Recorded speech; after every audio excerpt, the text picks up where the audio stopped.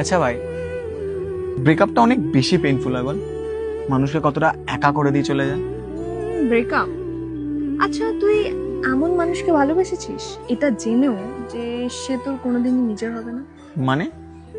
মানে এমন একটা সিচুয়েশন যেখানে তুই ওর সাথে তো আছিস কিন্তু তাও সাথে নেই।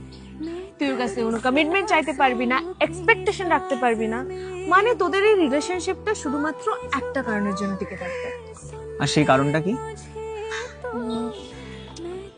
আর সেই কারণটা হচ্ছে হোপ, যে একদিন ওই মানুষটা তোর হয়ে যাবে, ওরও তোর প্রতি ফিলিংস চলে আসবে। আমার মনে হয় এটাই বেশি painful. I don't think that breakup এতটা পেইনফুল। কারোর হয়েও না হওয়া এটা বেশি কষ্টকর, তাই না? टूटे ना तू भी मैं तेरा सपना